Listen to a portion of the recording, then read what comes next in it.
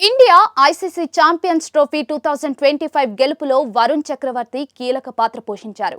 Spin మాయాజాలంతో ప్రత్యర్థి జట్టు ఆటగాళ్లను కంగారు పెట్టించి టోర్నమెంట్లో అత్యధిక వికెట్లు తీసుకున్న బౌలర్ల జాబితాలో రెండో స్థానంలో నిలిచారు.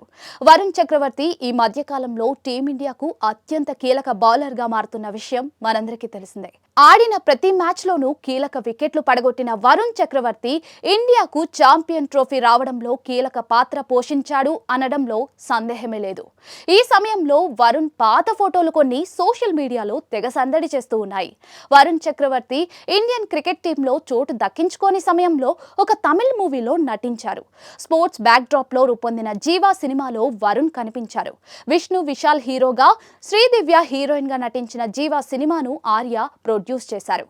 జీవా సినిమాలో వరుణ్ చక్రవర్తి గెస్ట్ రోల్లో కనిపించారు. ఆ సినిమాలో వరుణ్ లుక్ ను కొందరు స్క్రీన్ షాట్ తీసి సోషల్ మీడియాలో షేర్ చేస్తూ ఉన్నారు. అప్పటి లుక్కి ఇప్పటి లుక్కి ఏ మాత్రం పోలిక లేదు అంటూ కొందరు కామెంట్స్ చేస్తూ ఉన్నారు. టీమిండియాలో చోటు దక్కించుకున్న తర్వాత వరుణ్ చక్రవర్తి మొత్తం మారిపోయారు. ముఖ్యంగా అతడి లుక్ హీరోలను మించి మారిందని కామెంట్ చేస్తున్న వారు చాలా మందే ఉన్నారు. ఆయన ఓకే అనాలే కానీ హీరోగా సినిమాలను నిర్మించేందుకు ఎంతో మంది నిర్మాతలు, దర్శకులు రెడీగా ఉంటారు. వరుణ్ చక్రవర్తి జీవా సినిమా తర్వాత మళ్ళీ ఎప్పుడు వెండితెరపై కనిపించలేదు.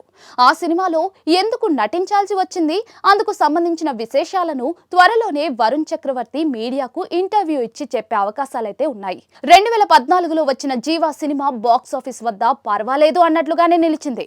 అయినా ఇప్పుడు ఆ సినిమాలో వరుణ్ చక్రవర్తి నటించాడనే ప్రచారం జరుగుతున్న కారణంగా ఓటీటీ, ఇతర ప్లాట్ఫామ్స్ ద్వారా ఆ సినిమాను చూసేందుకు జనాలు ఎగబడుతూ ఉన్నారు. మొత్తానికి జీవా సినిమాలో వరుణ్ చక్రవర్తి లుక్ సోషల్ మీడియాలో ప్రముఖంగా సందడి చేస్తోంది. సోషల్ మీడియాలో జీవా సినిమా గురించి పెద్ద చర్చే జరుగుతుంది.